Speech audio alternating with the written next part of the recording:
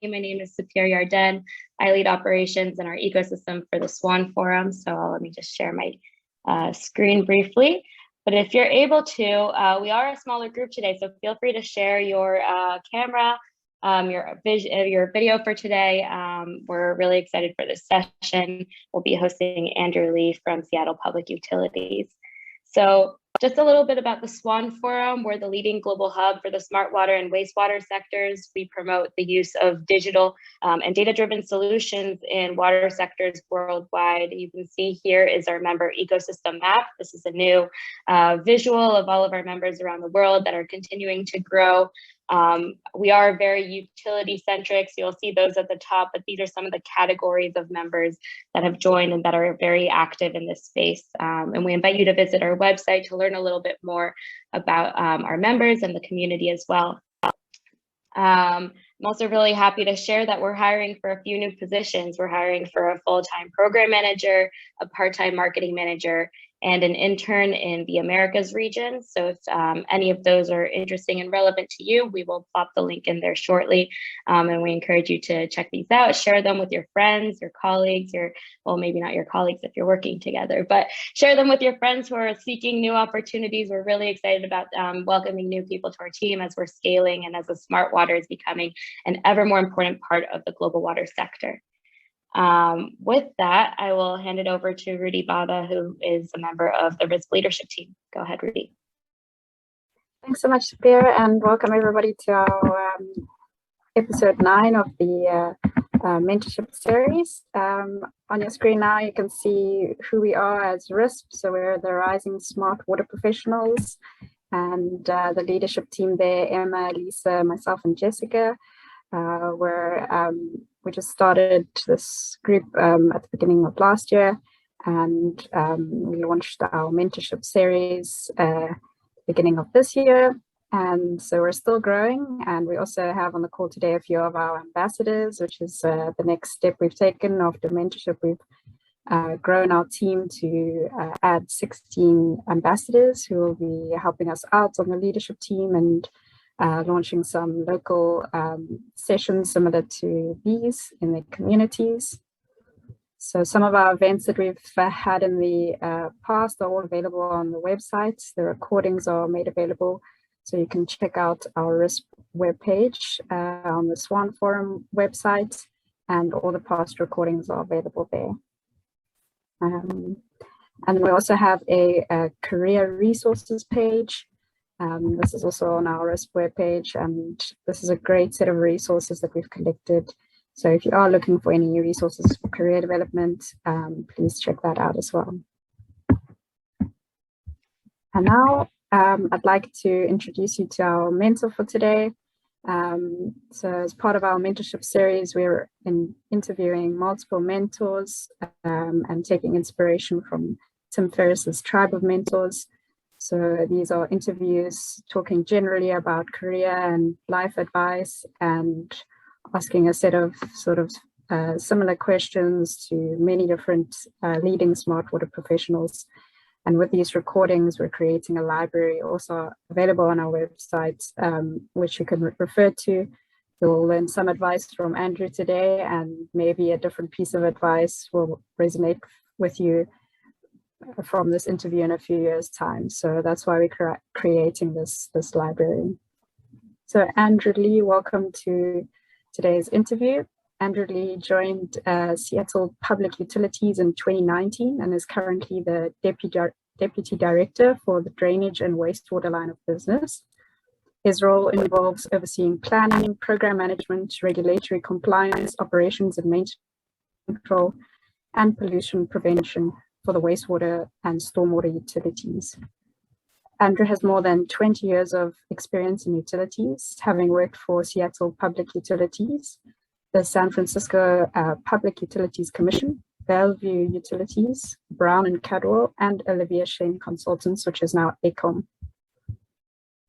He has a bachelor's degree in civil and environmental engineering and a master's degree in environmental engineering and sciences, both from Stanford University. Andrew is a proud father of 5 children between the ages of 4 and 18. He loves to ski, bike, and hike in the West Pacific and is actively involved in his church community in North Seattle. He recently climbed Mount Adams with his 18-year-old son and is preparing for a bike ride in September with his 3 older children in Crater Lake National Park in Oregon. Wow. Andrew's first foray into smart water technology was back in 2014 when he was part of the Bellevue Smart City team and helped to co-author the Bellevue Smart Cities plan. Since then, Andrew has sought to stay connected to the smart water movement while advancing other important water goals such as water equity and environmental sustainability. So welcome, Andrew, to our interview, and it's very fantastic to have you here today. Thank you, Rudy. It's nice to be here. Great. We're going to start off with a few icebreaker questions. So these are rapid fire questions just to get to know you a little bit more. So please respond with the first thing that comes to mind. So complete the sentence, smart water is. So I think smart water is taking available data, probably primarily from real-time sensors, combining it with logic, which generally means computing power, to help make utilities and customers make timely, efficient, cost-effective, and superior decisions about their water resources. Wow, that is very concisely put. Thank you. Question number 2. What do people often get wrong about you? So I actually I thought about this, and I actually came to the conclusion that most people don't get things wrong about me. And generally speaking, I think people's perceptions about me are pretty accurate, and I try not to come across as someone that I'm not. So I don't really feel like people get a lot wrong about me. That's great. That's awesome to have. Number 3, one of your favorite books. This is a book that I read for the first time in high school and then again in college. It's The Brothers Karamazov by Fyodor Dostoevsky. Oh, amazing. We'll put that in the chat. I think it sounds like an interesting one to read. Thank you. What is one must-have part of your typical workday? So as was in my bio, I like to bike. And so I typically like to ride my bike to my office. Then after I get to my office, I love to, after cleaning up a little bit, I like to get some tea. So I like a Japanese tea called Genmatcha, which is a combination of rice and green tea. So that's my routine in the mornings. That sounds really nice. I also love riding my bike to work. Yeah. What is on your nightstand? So I have, of course, an alarm clock, a book typically, and lately I've been reading it's like middle grade books. And so like my daughter, who's 12, has me reading Keeper of the Lost Cities by Shannon Messenger. So I've been reading book 7 right now. And then I have my Bible, which I try to read every night. And then typically some random papers are things that I haven't filed away and are just sitting there on my nightstand. Quite a collection. Yeah. And number 6, can you give us a snapshot of an ordinary moment in your life that brings you true joy?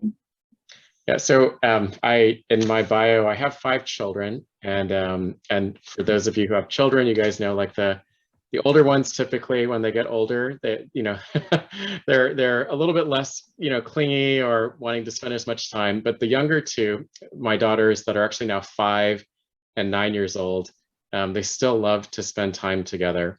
And so one of my favorite times is every night I put them to bed and we have our routines, which includes giving them kisses up to their age. So I give the 9-year-old 9 kisses and the 5-year-old 5 kisses. We typically say a prayer. And then my 5-year-old, we started doing this when she was a baby. We would sing her a song, and she's 5. And so she still wants us to sing her a song every night. So we do that. So that brings a lot of joy. Not the types of songs though that Amir had going on at the very beginning. We don't do any rap music at nighttime. So. And what is your latest curiosity? So actually, just recently, Seattle Public Utilities is looking at climate change is huge, obviously, and the impacts of it are huge. So we were discussing our greenhouse gas footprint for the utility. And I'll kind of draw a connection to my personal life. I mean, I like to think of myself as being environmentally conscious. And so, for example, over the last 12 years, when we moved to Seattle, I made simple changes to our home to make it a zero greenhouse gas emissions home. And anyway, so segueing that back to Seattle Public Utilities, we started talking recently about this third tier of greenhouse gas emissions, and which are essentially those that are not resulting from our direct kind of emissions. So in other words, like your car, if you drive a gas-powered car, that's a direct emission. This third tier of greenhouse gas emissions are things that are a result of our purchasing or our contracting practices. So again, we're not directly producing the carbon emissions, but because we're purchasing a product, someone else is producing the greenhouse gases. And so just to connect this all, I was floored because for typical utilities, the amount of greenhouse gases that they're generating through purchasing or contracting can be more than 5 times the amount that they're directly producing. And so so if we spend all our attention, like I did in my case in my home, of just, okay, I'm going to look at what I'm directly producing versus what am I indirectly producing through my purchasing practices, then it's kind of like we're missing like the huge elephant in the room, right? We're missing our greatest contribution of greenhouse gases. So that immediately made me think, oh my gosh, what do I need to change about my purchasing practices? What do I need to be looking in terms of the companies, from things I'm buying, how they're generating stuff, and all that just started to kind of like completely make me think about this a little bit differently in terms of carbon gas emissions. So that's my latest curiosity. Wow, that sounds really interesting. If you have any helpful links on that topic, please do let us know. There's Sure. any tools to find out how to reduce our carbon emissions in that way. It's very interesting. Yeah. I'd just like to encourage our audience now to post any questions in the chat. So we would like to make this an interactive session. So if you have a question, you can post it in the chat. We'll get you to unmute yourself and put your camera on and introduce yourself and ask your question. That would be fantastic. I'm going to start off with a few of my own questions. And then as the chat livens up, we'll switch over to some audience questions. But please do post your questions for Andrew in the chat as we go. So first of our proper interview questions now, we would really like to get to know how you got to where you are in your career. And they're just sort of guiding questions, so feel free to elaborate in any way. The first one is, are there any significant people or events that helped you to get to where you are now in your career as a smart water professional? Yeah, I mean, absolutely. But I'll focus on my story most recently at the city of Bellevue, and then coming to Seattle afterwards. So I left the city of Seattle Public Utilities in 2014 and joined Bellevue Utilities. It's a smaller city in the Pacific Northwest, about 150,000 people, but it houses big companies like Microsoft, for example, and T-Mobile, and so it's got a pretty big sort of kind of corporate presence.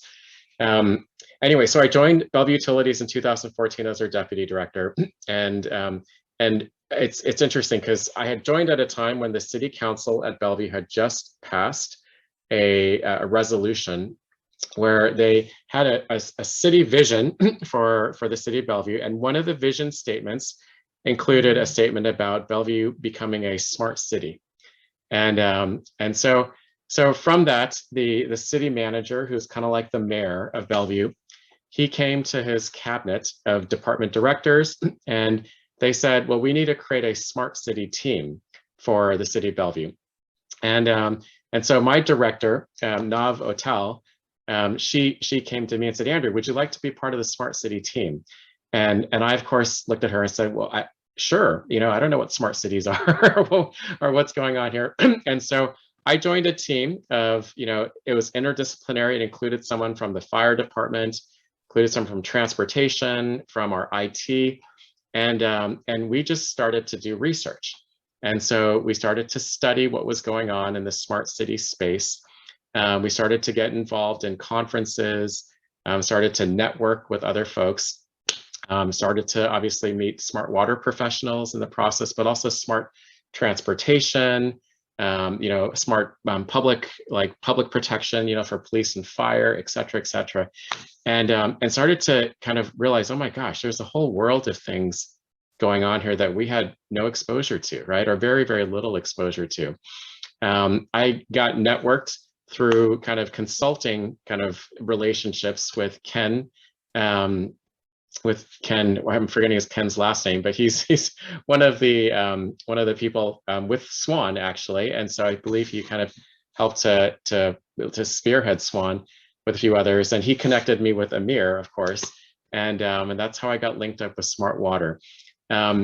Through this pathway, Bellevue started to launch their own sort of smart water vision, and it included kind of 3 different aspects. One was smart metering, another one was smart asset management, and so we continued to kind of build that vision, and eventually in 2017 we published the Bellevue Bellevue Smart City Plan, and it was mentioned in my bio that I helped to co-write that. And so it's kind of one of these things where in my career, when I look back on it, it just sort of happened very kind of organically, very naturally. I don't think back in 2014 it was something that I was pursuing very much. Absolutely, from a people perspective, I feel like I was really, really fortunate to get networked very, very quickly with people that are very, very influential and obviously very knowledgeable in this area. So that has made all the difference in my journey as a smart water professional. Oh, fantastic. I like the emphasis on the people aspect there, that it really helped you to get to where you are now. And I think that leads me into my next question as well. What is one of the best or most worthwhile investments, and I say this in inverted commas, you've ever made? And it's not necessarily money, it could be time, energy, or anything else you think that's contributed to where you are, or that you have appreciated. Yeah, so I'm not going to focus so much on the smart water side in terms of kind of like an investment, but I'm going to spend more time just in my growth as a leader.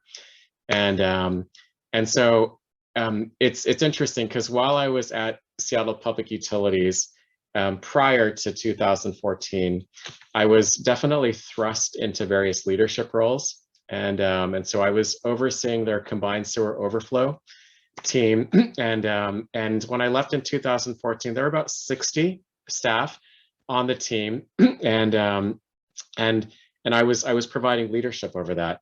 But the reality is, I didn't have any formal leadership training at all. Mostly I learned things kind of, quote unquote, on the fly by watching what other leaders did. And occasionally I would go to like a leadership seminar, or I would read a book, but never really had, I would say, formal mentorship, formal training in leadership. When I came to Bellevue Utilities, that changed. And Bellevue, did such an amazing job of investing in their leaders and recognizing that, the organizations that we were leading were so reliant on good leadership.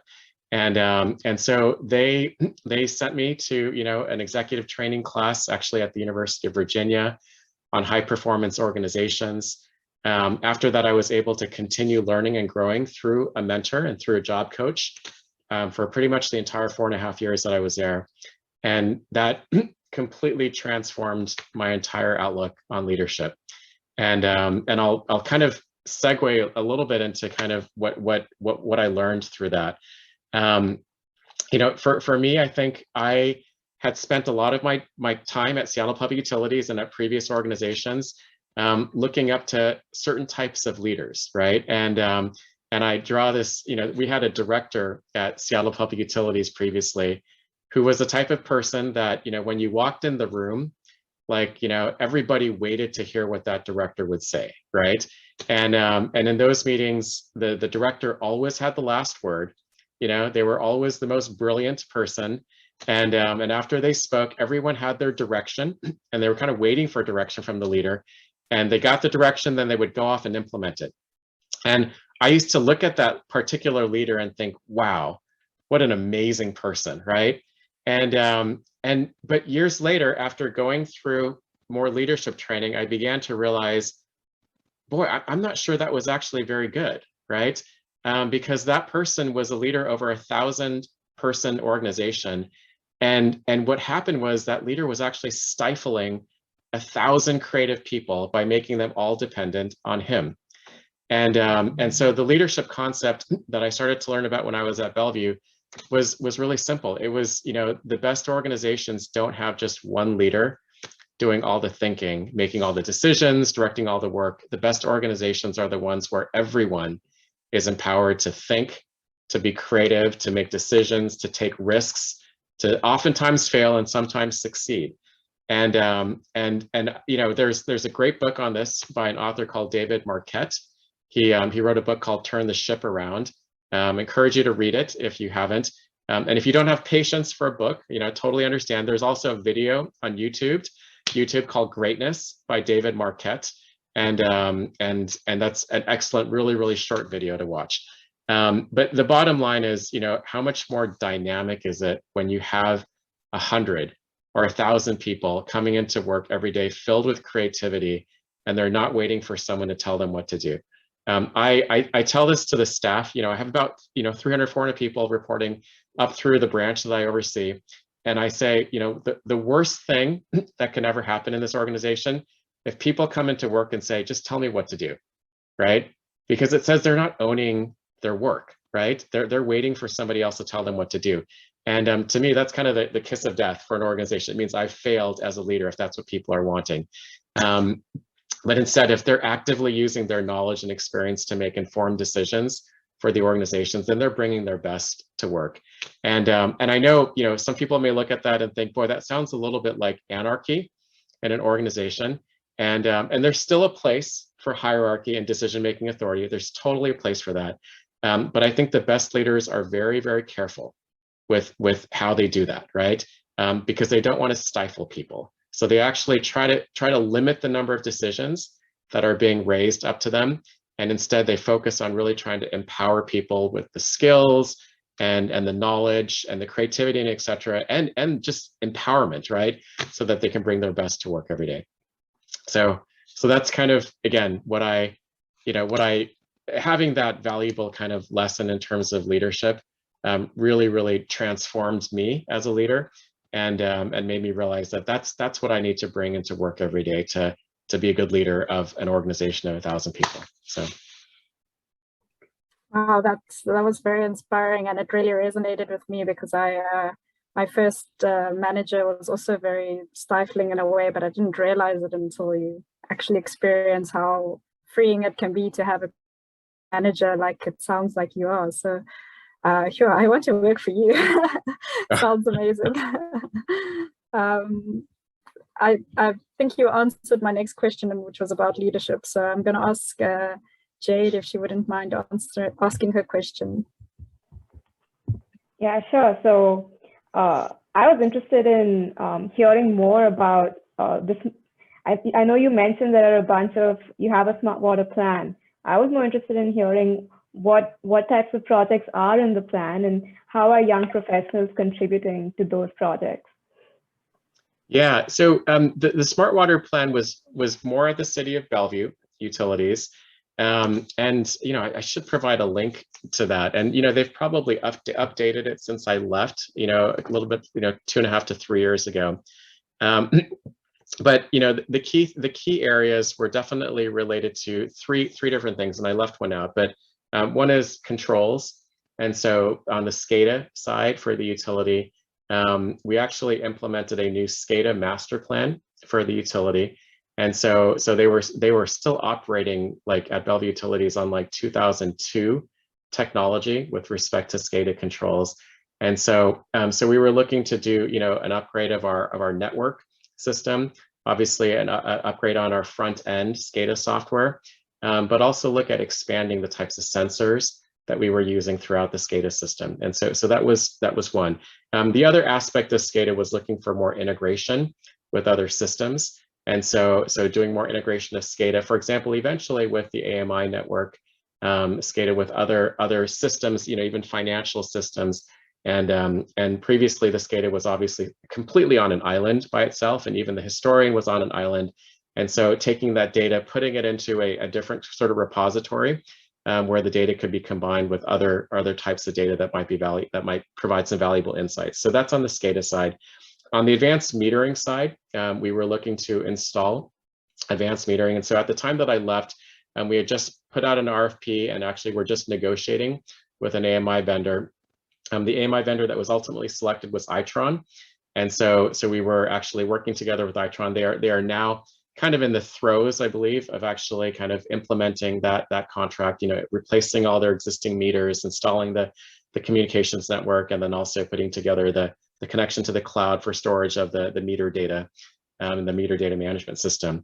What we were also looking, though, was to leverage Itron's network for other purposes. And so that's just where, with the network that they had in place, there was a possibility of actually using that same network for things like, for transportation related uses or public safety related uses. Since I left, I believe they have switched over to actually doing a network as a service contract. And so they're planning on contracting. And I'm not sure exactly who the communications provider is. But so instead of actually kind of setting up their own network, they're going to be using a third-party network. And so anyway, so the little bit of different direction since then. And the third aspect was asset management. And so using a lot more, Bellevue had a network of asbestos cement pipes. About 40% of their pipe network was AC. The rest was about, ductile iron, some concrete, and some steel. And so asbestos cement, if you're familiar with that, has a potentially catastrophic type of failure when the cement material gets weakened.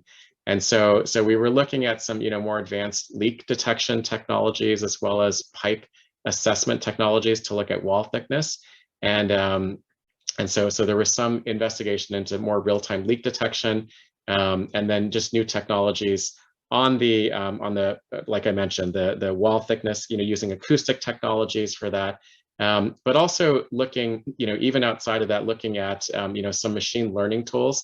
You guys have probably heard some of these tools that are out there that apply machine learning to try to predict, the pipes with the highest likelihood of failure. So we were looking to combine that technology with our existing asset data to better inform decisions.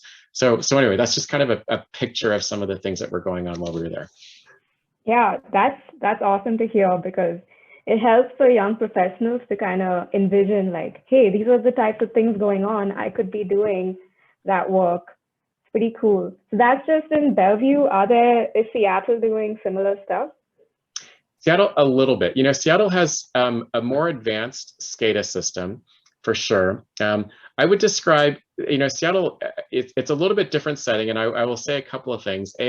It's a little bit more difficult to get things to move in a larger organization. And so Bellevue, one of the wonderful things about Bellevue was, 170 people, very, very nimble, and able to kind of advance things faster. Seattle's a little bit, just because it's a 1,400 person organization, has not been as nimble in terms of adopting new technology. And you can imagine the cost of implementing data solutions at a larger utility.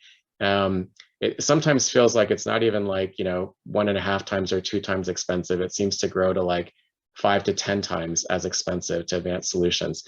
And I still don't, frankly, have a good handle on why that is, like why it is so much more expensive to do it at a large utility. But yes, so anyway, we do have a number of real-time controls, especially in our drainage and wastewater and our drinking water system. And we're continually advancing that in Seattle Public Utilities. Again, on both on the drinking water and the drainage and wastewater side, we do not have as advanced of a vision in terms of asset management and use of technology for asset management. And I am just trying to get the ball rolling on the advanced metering infrastructure side. And so we have it in our docket to do kind of a feasibility study in the next year to 2 years. And I'm more on the drainage and wastewater side. So the drinking water side is not necessarily under my purview. but we're still trying to advance that because I think there's obviously a ton of possibilities that are in place once you have an advanced metering infrastructure network. Nice. Sounds very cool. And yeah, at the precipice of lots of interesting advances. The next question, Sapir had a question about leadership. She can ask it now. Thanks, Jade. So my question is kind of bouncing off of two things that you said. One was about investing in leadership and in investing in people, and the other is kind of bouncing off of Jade's question on how young professionals can get involved in new projects. But since you're in a leadership position, I guess my question is, what can young professionals or anyone who's kind of starting in a new workplace, or even if it's a new vendor who's showing up, what are the things that stand out to you when someone comes into a new environment, and what can they do to kind of come in ready for success, I guess? Yeah, I think what I love about young professionals in our workplace is I think the energy that is brought forward, as well as just the initiative that young professionals take.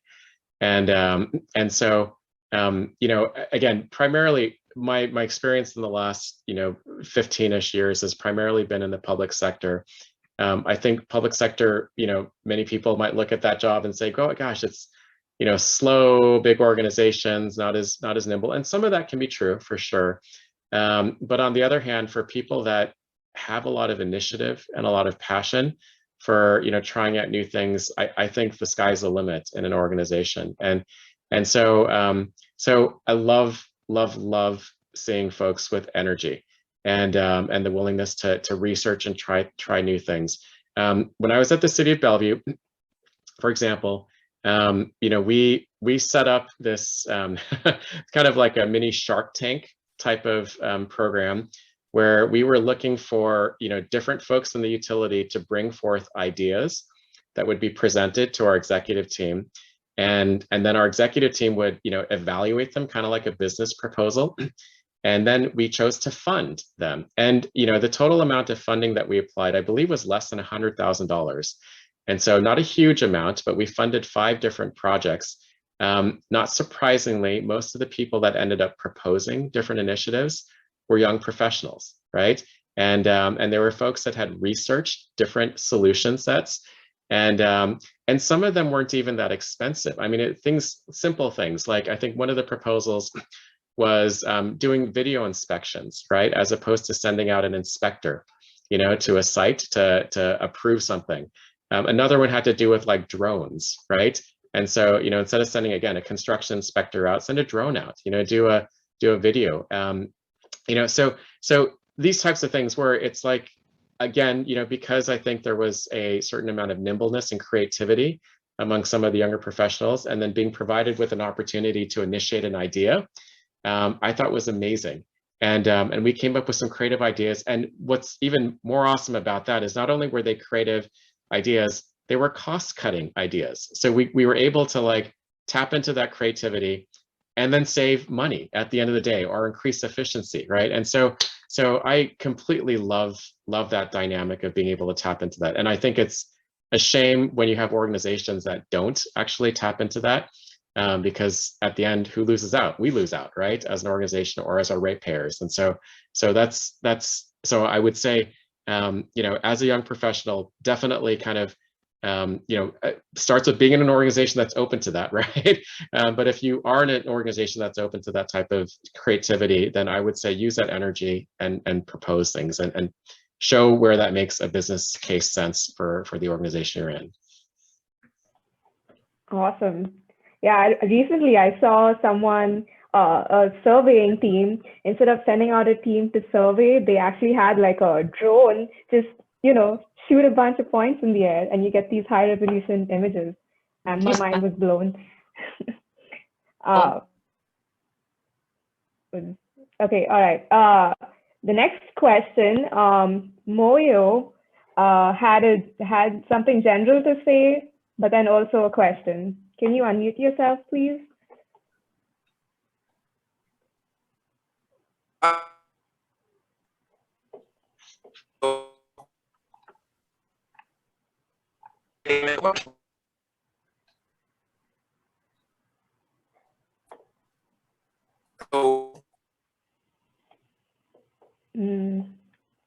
Sounds like we can't hear you very clearly.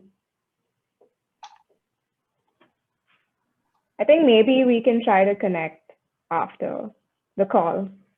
I'm sure that'll work out. Sounds good. Yeah. Could anyone else hear him? I do see the question, Jade. He's asking. All right. Oh, go ahead. Sorry. No, you go ahead. No, he was mentioning I've been recently tasked with coming up with a smart water proposal for the municipality in my city. Was thinking SCADA to monitor inflows. Generally speaking, with flow monitors, and we do quite a bit of work with ADS, for example, on monitoring flows in our sewer system. And we have, not generally connected up into the SCADA system because there's a certain amount of infrastructure to build into the SCADA system those new data points. So what we have generally chosen to do is use temporary flow monitors and use that in coordination with ADS's system for managing the data. I think if you're looking to do it on a more permanent basis, as opposed to kind of a temporary I&I study, then absolutely connection into SCADA makes a lot of sense. And I think especially with digital twin technology, if you have a SCADA system that's being compared against a model system, then that's probably a great way to go about doing that, and kind of constantly comparing your inflows against what's actually being modeled. So cool. Thanks so much, Andrew. I think we'll head back to our script questions and take a few more audience questions thereafter. Sure. My next question is, what advice would you give to a smart, driven, inspired, rising professional or graduate student about to enter the smart water world? Is there any bad advice that they should ignore? Yeah, I would say I would just be hungry to constantly learn. I read an interesting article in the Harvard Business Journal about 15 years ago. It's a while ago, but this has stuck with me for a while. In this journal, they were studying surgical teams and looking, so medical professional surgical teams, and they were looking at the characteristics of the teams that had the highest success rates in their surgeries. And it was intriguing because the most common characteristic of the highest performing teams was that the teams were always in a learning mode. And so they were always reading up on new techniques, they were taking classes, they were learning from the latest research, and the bottom line was they were hungry to learn. And not surprisingly, that translated into a great success for those teams. So with that in mind, I would just encourage smart, driven, inspiring, rising professionals to just stay abreast of what's happening in the smart water world. Don't get caught up in trapped in as being the expert in one thing, only to find later in your career that one thing is now obsolete, right? And so constantly be kind of, looking at, and I'm not going to say reinvent yourself, but at least, be keeping up with the latest technology so that you have the possibility of pivoting as is necessary. On bad advice, I would run away from anybody who says, failure is not an option, right? I think there are definitely situations where failure is not an option. But in the technology arena in particular, I believe that failure is essential to getting to success. And so as a smart water professional, I would say, be open to trying new things, be in an organization or a company where you get to try new things, and where your bosses are okay with trying things that don't lead to anything sometimes, because 15 of those things that don't lead anywhere may lead to one thing that leads to something that's huge. And so continually be trying and failing and failing and failing, and maybe every once in a while finding success. That sounds like fantastic advice. Thanks, Andrew. Sure. And then, do you have a mentor, or have you ever had a mentor? And if so, what role did they play in your career? And any other details you'd like to add? Yeah, absolutely. I've had many mentors throughout my career, and I feel very fortunate to say that my last 3 bosses including my current boss, have all been amazing mentors to me. All of my mentors were older than me, between 10 to 20 years older. My last boss at Bellevue was a huge mentor to me on leadership, and she had incredible instincts, and I learned a ton about financial planning and utility management from her, as well as leadership. My current boss, who I actually want to talk about mostly right now, because she's actually moving on in about 2 months. She's going to be the CEO of the U.S. Water Alliance, and so she's been at Seattle Public Utilities for about 5 years. She's one of the most progressive and forward-thinking water professionals that I've ever met. And what's most exceptional to me about her is that she's constantly seeking to use water as a platform for improving communities. And for her, water is a way to uplift the marginalized in our society, to promote equity and inclusion, and then obviously to improve the environment. And so I've learned a ton from her about the heart that water professionals should have, and how we should be not just caring about our infrastructure, right? But about how our infrastructure can be used as a platform to serve communities and benefit simultaneously, not just benefit the communities, but also benefit the infrastructure at the same time, and especially those who are most disadvantaged in our communities. And so, so that has been transformational for me, because I think throughout much of my career, I had this mentality of, being a good water professional was being focused on the infrastructure, right? Or being focused on the technology. And through this mentorship from her, it's been transformative in saying, what, we can actually be focused on water, but also focus on community transformation. And the combination. So for example, and I'll give a simple example, we do a lot of green infrastructure in the city of Seattle. And so, and green infrastructure is not a new technology. In many ways, it's an old technology, right, to capture and treat stormwater runoff. But there's a platform there for actually job creation. And so, what we've been doing is partnering with different organizations that focus on job creation, especially for at-risk youth. And so, youth between the ages of 18 and 24, some who may have criminal histories. So we've been partnering with organizations to use our green infrastructure creation as a way to create more jobs for those youth. And so those are the kinds of opportunities, and we're not paying more for that, actually. I mean, amazingly, we're in some ways actually maybe paying even less. And so what an amazing opportunity to both benefit our infrastructure, benefit our ratepayers, but also invest in our youth who are at risk. So the last thing I'll say about mentorship, and I've had this with my 3 last supervisors, is I think it's just tremendously important to surround yourself with people who will give you honest feedback. And I think, genuinely, most of us don't like to hear negative feedback, right? Like someone telling us you're not doing this well, or you can improve in this area. But after we hear it, it's probably the most valuable thing, right? And that we can hear. And so I'll tell us a quick story about this. I went through a leadership cohort with a guy named John, and this was a number of years ago. And John, he worked at the same organization for 17 years, same boss for 17 years. And he said for 17 years, almost every day, the boss said, "John, you're doing a great job. Keep up the good work," right? Never gave him a single bit of kind of constructive feedback. And he left that organization and went to another organization. And within the first year, his new boss was constantly challenging him, was actually giving him honest feedback about the areas where he had gaps and what could grow. And I remember John distinctly saying this to us. He said, "I always thought that my previous boss was the greatest boss ever, because he always gave me good feedback and told me what a wonderful job I was doing." And he said, "But then I began to realize with my new job that boss actually did me the greatest injustice," right?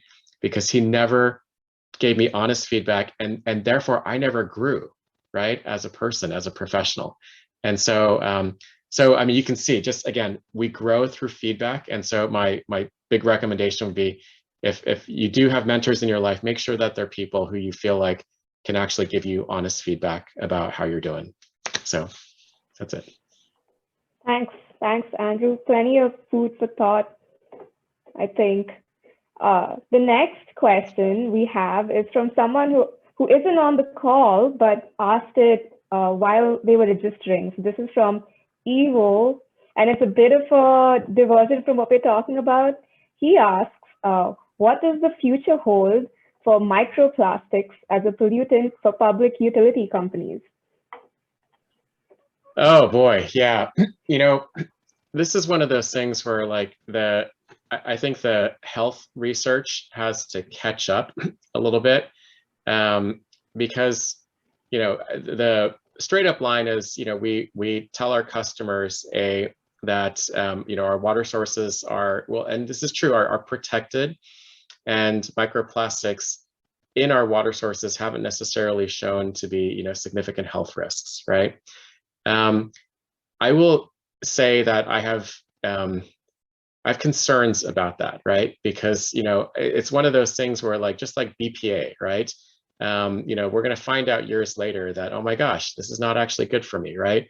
And so, and not to mention, like, this is so tied to the plastics industry in general, and so so anyway, you know, my summary on this is I think the health research needs to catch up, and I think the utilities need to definitely kind of find ways for less reliance on plastics, period. And so now so much of the microplastics are not being contributed by utility infrastructure, right? They're being contributed by just waste, right, in general, and, you know, waste in the atmosphere as well that's settling down in our you know, in our watersheds. And so this will be incredibly challenging to control, and I don't know that I have a much more to say about that, because I think we're going to be finding a lot more over the next 10 to 20 years about this. Yeah, true. The next question is from Amir. A nice question to ask. Amir, could you unmute yourself to ask it, please? Yeah, Andrew. Just based on your expertise, what would you say is like the next industry trends that people should look out for? Maybe that people could also aspire to work in. Yeah, you know, this is, I don't know that this is any like insightful thing for me, but I do think that automation with, you know, machine learning, artificial intelligence, you know, which frankly hasn't gotten a ton of adoption in the water industry compared to some other industries.